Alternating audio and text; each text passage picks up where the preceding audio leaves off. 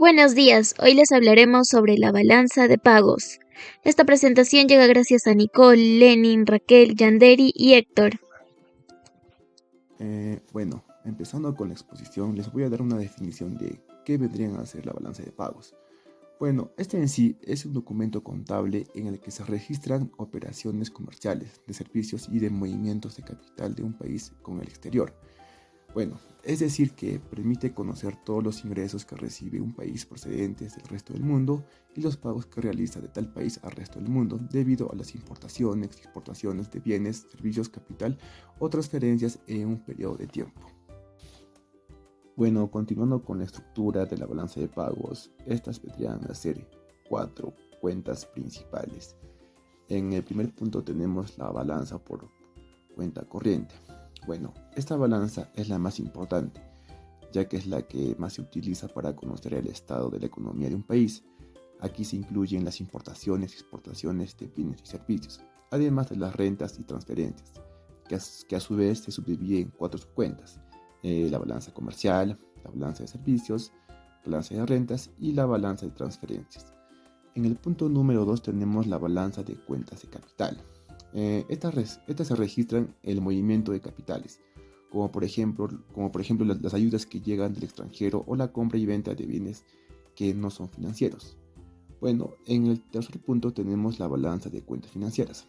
Se recogen los préstamos que pide un país al extranjero y las inversiones o depósitos que los países extranjeros efectúan a un país. Y por último, en el punto número 4 tenemos la cuenta de errores y omisiones.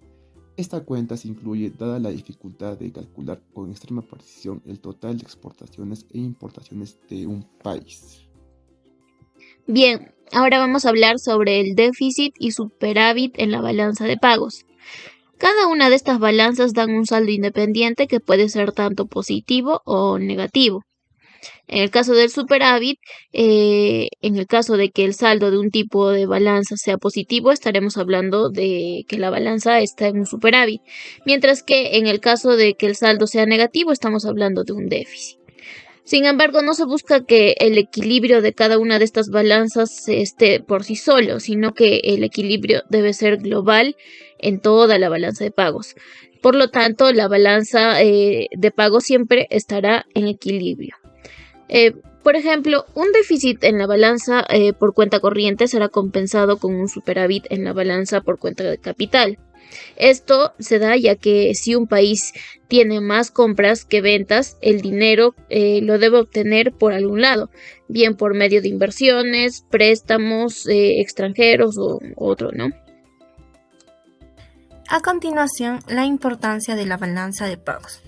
En el campo de la economía, la balanza de pagos mide los gastos que fluyen entre un país y cualquier otro. Nos resumirá todas las transacciones económicas internacionales de un país durante un periodo determinado de tiempo. Refleja todos los pagos y pasivos a los extranjeros y todos los pagos y obligaciones recibidos de los extranjeros. Será uno de los indicadores de las situaciones del comercio internacional de un país, ya que nos refleja los movimientos que realiza en cuanto a su economía a nivel global. Como vemos, la balanza de pagos es un instrumento interesante a la hora de ver si existe un déficit o un superávit en las cuentas de un país y ver su evolución a lo largo del tiempo. Por ejemplo, como mencionamos antes, un déficit en la balanza comercial puede ser financiado con préstamos del exterior. La balanza de pagos es una fotografía del momento y puede analizarse además su evolución a través del tiempo. En un sentido más específico, el estudio de la balanza de pagos está muy ligado con el análisis de las políticas macroeconómicas para perseverar el equilibrio externo de la economía nacional o corregir los desequilibrios temporales y estructurales que puedan presentarse en las cuentas externas de una determinada economía, sea por causas externas o internas o una combinación de ambas. Continuando, en la siguiente tabla podemos observar lo que serían las exportaciones, las importaciones y la balanza comercial del Perú en los meses de enero y febrero del año 2021 y 2022. Actualmente Perú cerró su primer trimestre del año 2022 con un superávit comercial de $3 millones y un valor de 38,7% superior al del mismo periodo del año pasado y con un acumulado de $15 millones en los últimos 12 meses según datos divulgados por el Banco Central de Reserva del Perú. Ahora, las ventas al exterior sí que han crecido tanto por los productos tradicionales, principalmente lo que sería el gas natural y los productos pesqueros. Por otra parte, las importaciones sí que han sumado más de $4 millones, lo que sería un 17% más que el año anterior, ¿no? Esto se da debido a los altos precios de las materias primas para la industria y los combustibles. Las importaciones provenientes de China, nuestro máximo socio comercial, sí que han aumentado en 17,2% respecto al año pasado, mientras que las de Estados Unidos varían un 38%. A continuación voy a hablar sobre la balanza de pagos en Venezuela.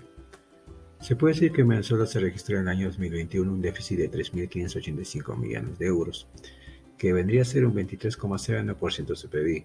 Esto superó el registrado al año 2020, que vendría a ser de 1.383,3 millones de euros, que esto equivaldría al 14,84% del PIB.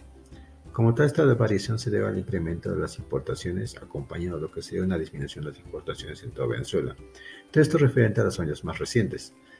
Aunque si tomamos en cuenta lo que sería el balance comercial como referencia para el PBI, se podría decir que en el año 2021 Venezuela gana posiciones y se ha movido al puesto número 15 que ocupaba en el año 2021, hasta situarse en la posición número 6 de dicho ranking, que lo vendría a citar entre los países con más superioridad en el mundo. Pero bueno, como dije, esto sí observan la evolución del saldo del balance comercial de Venezuela, y como dije, esto lo referente a los últimos años. En el siguiente cuadro se podrá observar todo el tema de las exportaciones e importaciones, con referencia a los países de Perú y Venezuela, siendo Perú el de la derecha y Venezuela el de la izquierda. Tendríamos que en el año 2021 Venezuela con el tema de las exportaciones llegó a alcanzar el 28,09%, mientras que Perú en el año 2018 llegó a alcanzar el 34,98%. En cuanto a la exportación, se observa que Venezuela en el año 2021 llegó a alcanzar el 22,62%, mientras que Perú tuvo un 11,89%. Todo esto en tema de exportaciones. Otro punto importante es el balance comercial, en el cual se observa que Venezuela en el año 2021 tuvo un 5,46%, mientras que Perú en su balance comercial fue de un 23,18%, siendo superior el de Perú. Y bueno, con esto quisiera dar concluida toda mi parte.